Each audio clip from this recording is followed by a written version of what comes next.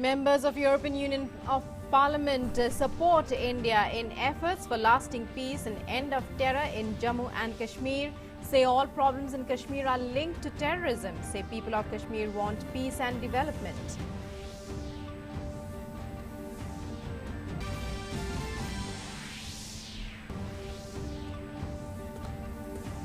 Big day for people of Ladakh and the people of Jammu and Kashmir. Ladakh and J&K set to become separate union territories on Thursday. Lieutenant governors of two union territories will take oath, all preparations complete. Devendra Fadnavis elected as leader of Maharashtra BJP Legislature Party exudes confidence that BJP Shiv Sena alliance will form the government in the state. Ajit Pawar becomes NCP Legislative Party leader. Rain fury continues in Tamil Nadu and Puducherry. Met Department predicts widespread rains over the next 24 hours, says the deep depression in Arabian Sea intensified into cyclonic storm Maha. Many educational institutions shut as precaution. Nation set to pay homage to Sardar Patel on his birth anniversary on Thursday. Prime Minister Narendra Modi to pay tributes at Statue of Unity. Run for Unity to be organized across the country.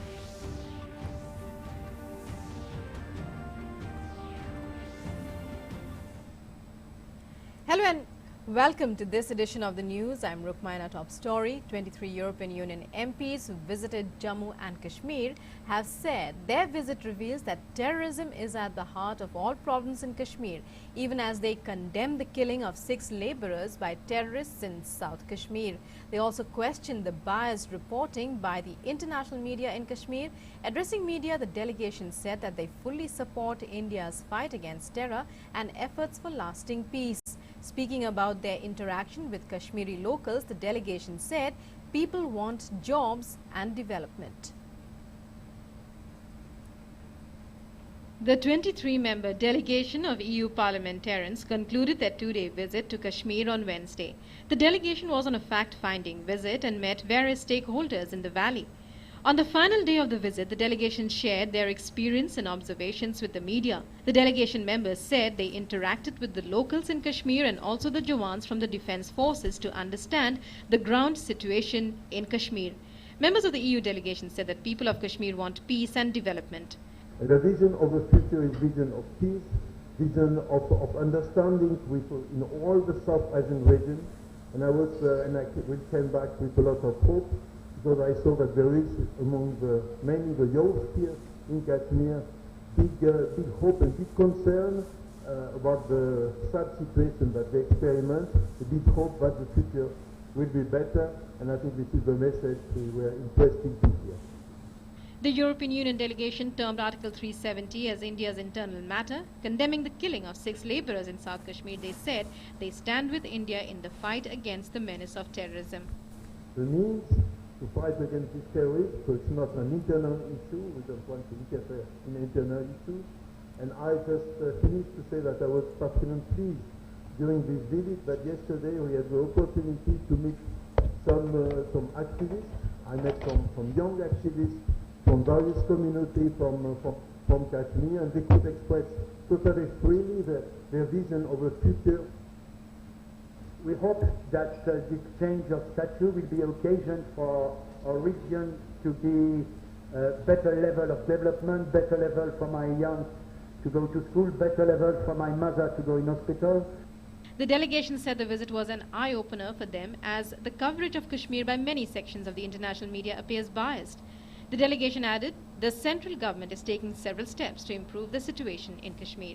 It is an absolutely beautiful place, as you can see behind us, and I think that they are prime for tourism, they're prime for being able to rebuild their economy without having to have handouts. We've been able to integrate fully within the Indian economy, which is what they want, as well as what India wants. So I think that they should be allowed to do that. After revocation of special status in Jammu and Kashmir and bifurcation into 2 union territories, this was the first visit by a high-level international delegation to Kashmir.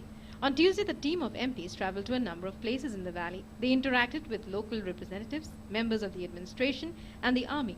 In the evening, the delegation visited the famous Dal Lake in Srinagar. Earlier on Monday, the delegation called on Prime Minister Narendra Modi. Welcoming the delegation to India, the PM had expressed the hope that they have a fruitful visit to various parts of the country, including to Jammu and Kashmir. Their visit to Jammu and Kashmir should give the delegation, he said, a better understanding of the cultural and religious diversity of the region of Jammu, Kashmir and Ladakh, apart from giving them a clear view of the development and governance priorities of the region. Meanwhile, the situation continues to remain normal in Kashmir. Class 10th exams started on Tuesday, while Class 12th exams started a day later on Wednesday. In another development, a labourer seriously injured in a terrorist attack in South Kashmir's Kulgam succumbed to his injuries, taking the total casualties in the attack to 6. The victims are from Murshidabad district. Security has been heightened in the valley after the incident. With Salman and Vishal from Srinagar, DD India. LG designate Radha Krishna Mathur will take over as administrator of Ladakh. Girish Chandra Murmu will be new Lieutenant Governor of Jammu and Kashmir. All arrangements are in place for the swearing-in ceremony of the Lieutenant Governors of the two new Union territories, Jammu and Kashmir and Ladakh.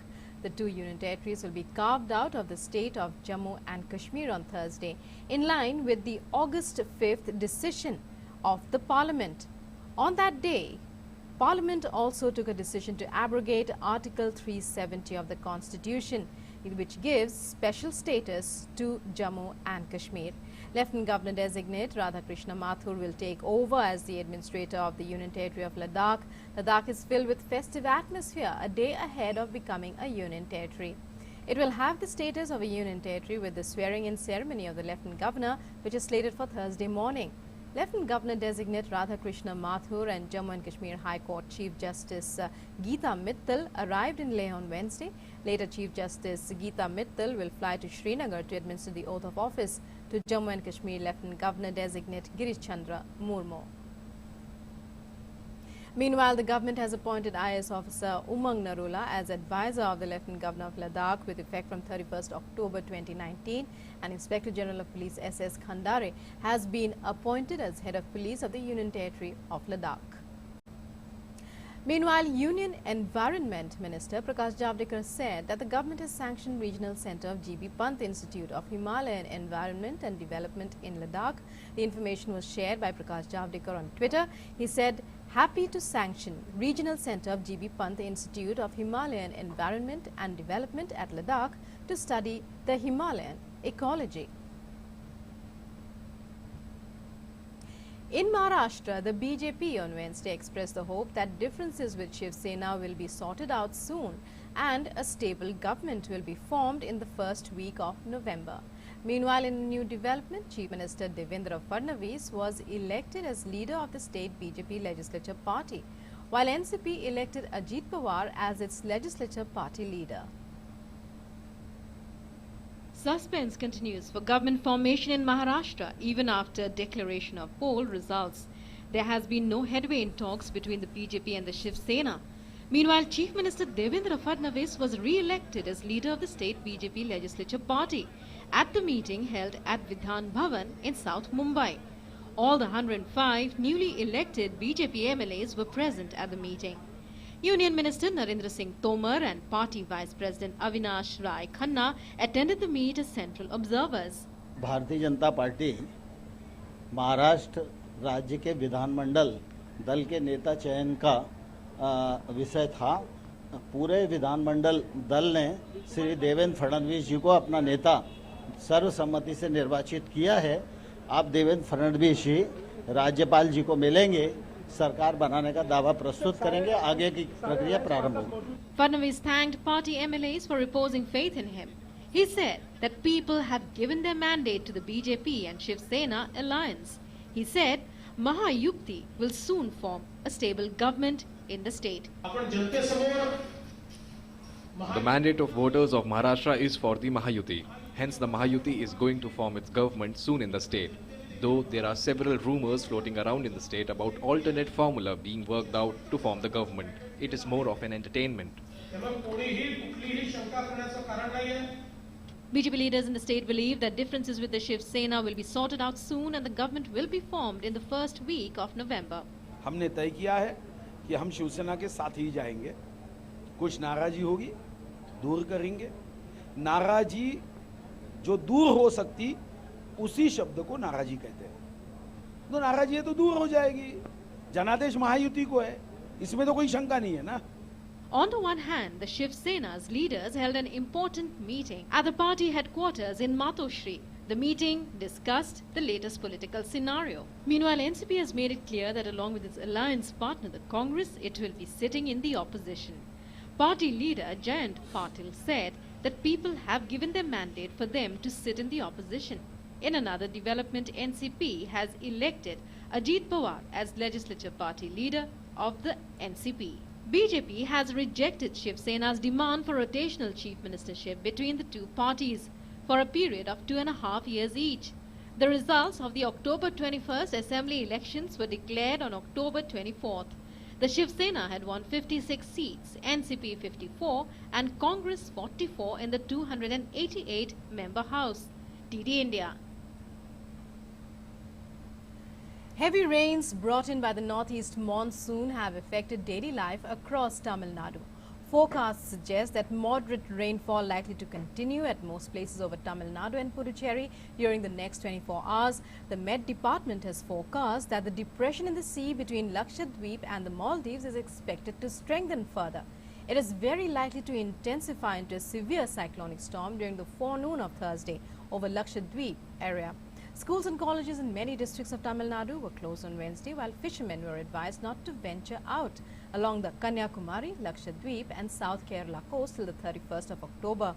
Meanwhile, IMD Director General Mrityunjay Mohapatra said the deep depression in the Arabian Sea has intensified into cyclonic storm Maha.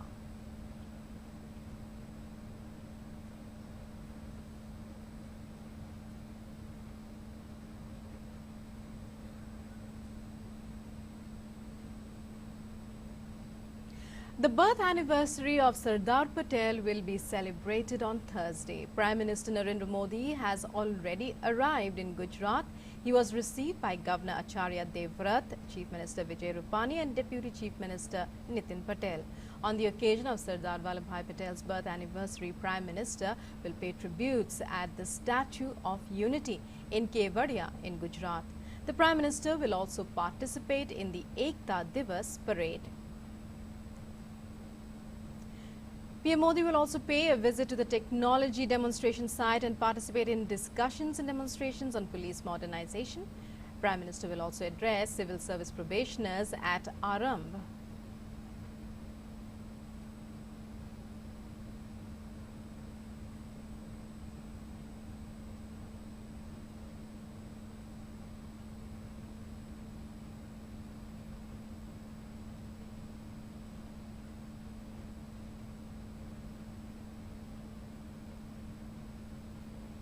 Soon after arriving in Gujarat to pay tribute to Sardar Patel, PM Modi met his mother.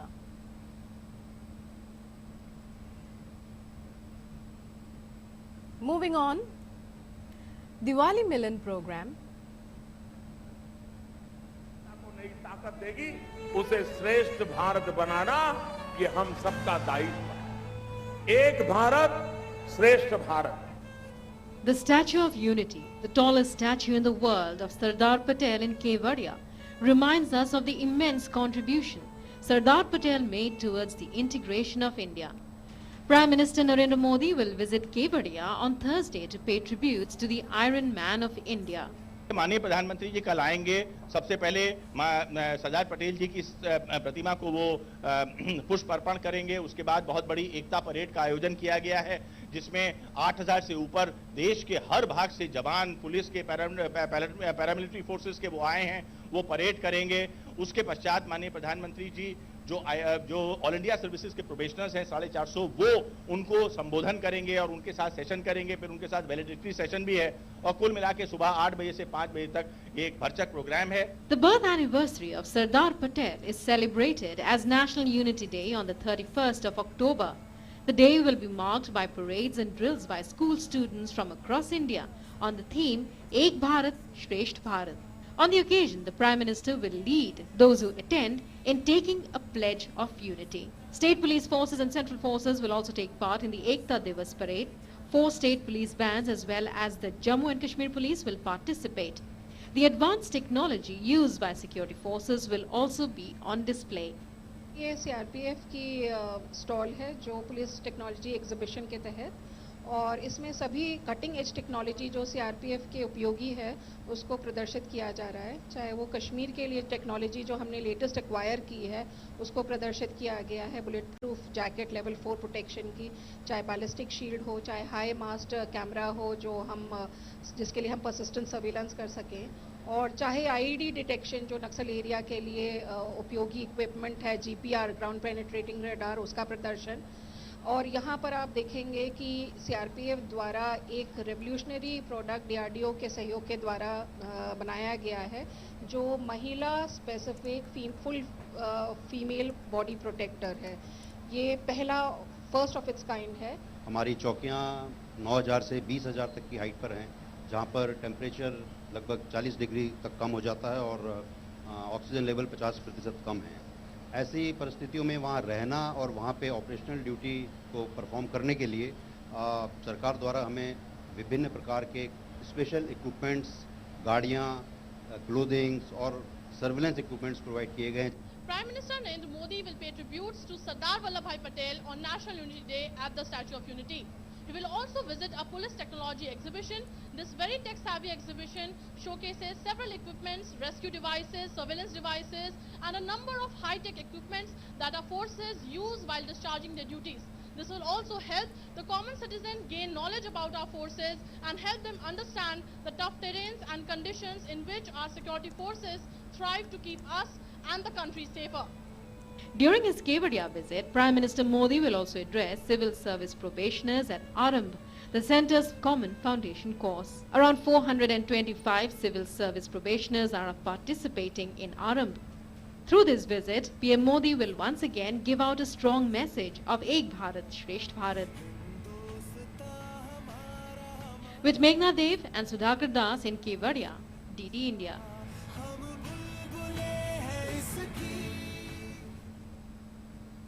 Soon after arriving in Gujarat to pay tribute to Sardar Patel, Prime Minister Modi met his mother.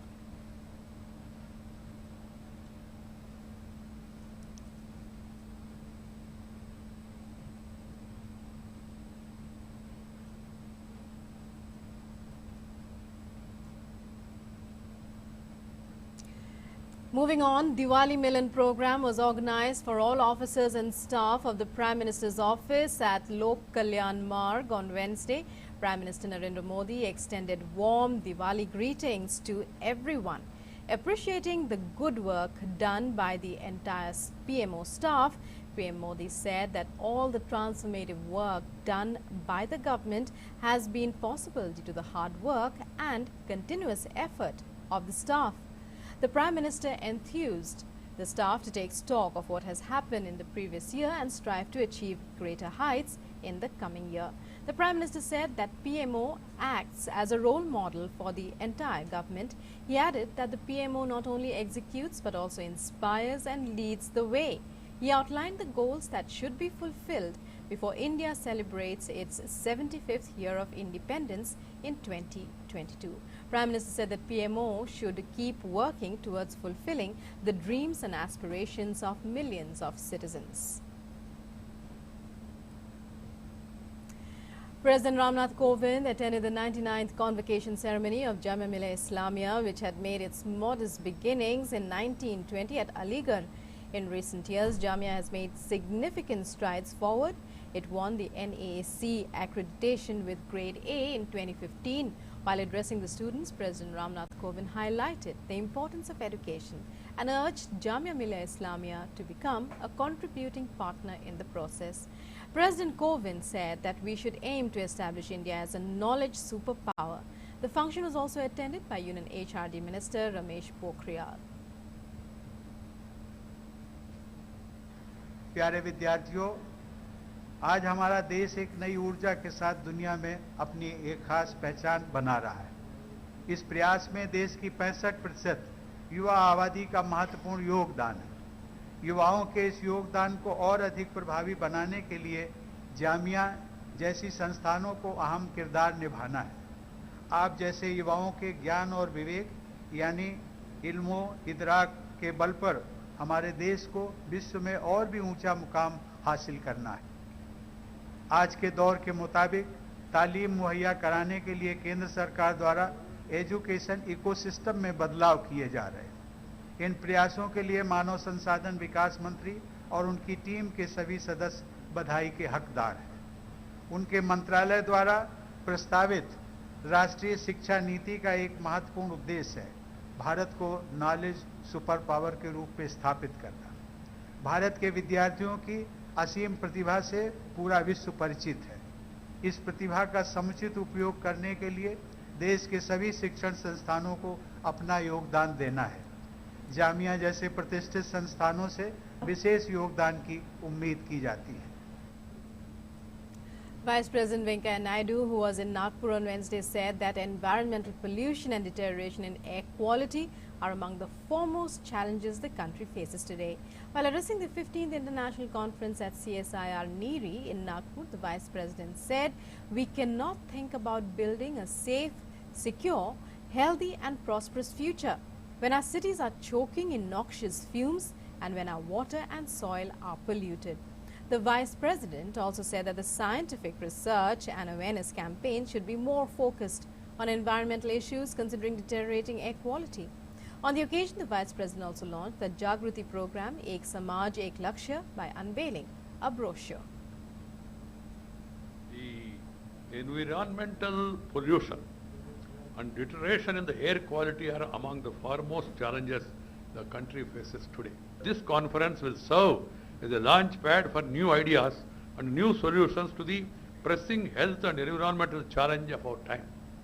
So what is important, I would like to stress today, is ultimately we must aim at changing the mindset of the people. And now some more news from across the country. Bihar Chief Minister Nitish Kumar has been elected as the national president of his party, the Janata Dal United, for the next 3 years. This marks the second time for Kumar. He had been elected as the national president of the JDU for the first time in 2016 after Sharad Yadav stepped down from its helm, handing over the reins of the party to Kumar. This time he will remain president till 2022 before re-election.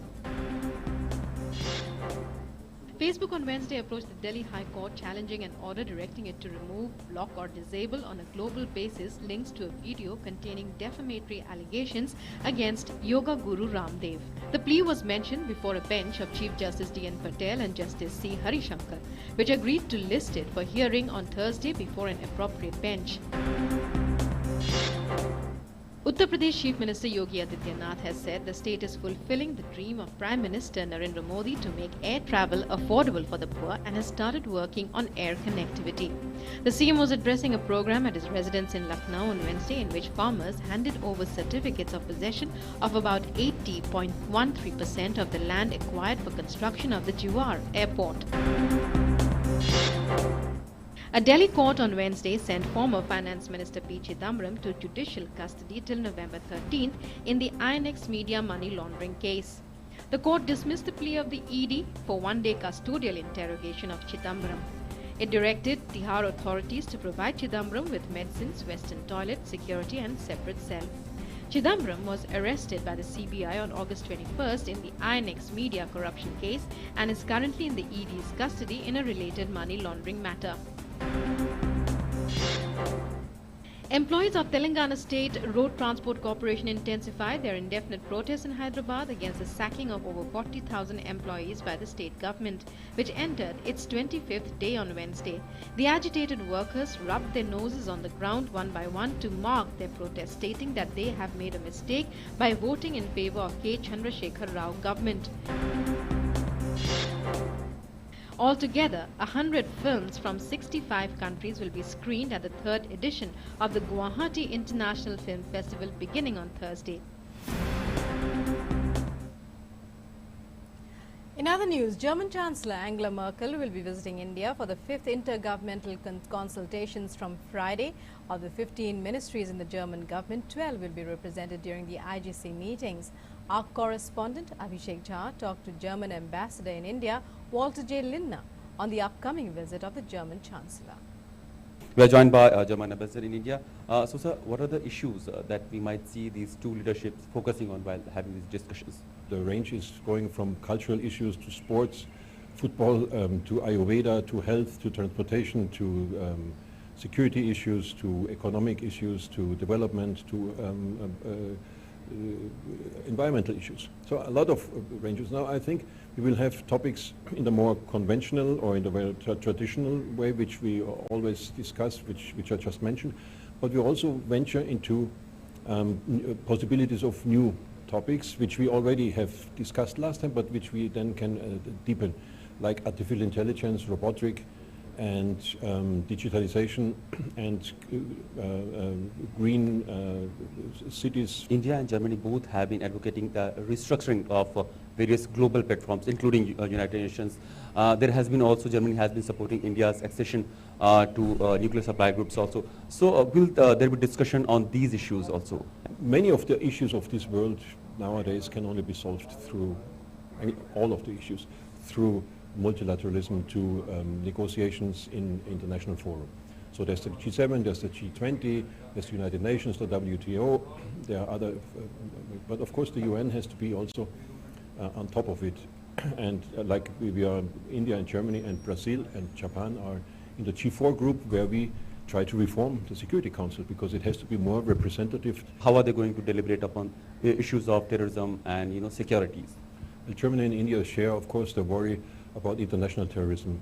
International terrorism is threatening all of us. There's no border protection for international terrorists. So it has to be a global fight, and that's what I said before, that that most of the global issues have to be done in sync, in multilateral fora, and that's what we do. And so India is a partner in that, and we are a partner of India in that. So I think this is on a good way.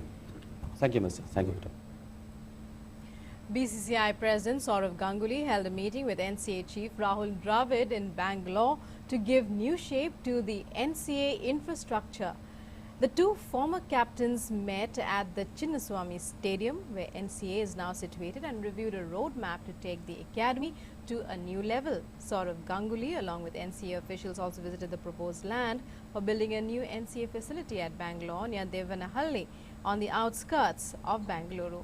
The BCCI has got an additional 15 acres of land from the Karnataka government for setting up the Center of Excellence near the international airport here, taking the total area of the facility to 40 acres for over a couple of years now. The BCCI has been planning to find an alternate location to build the NCA with state-of-the-art facilities.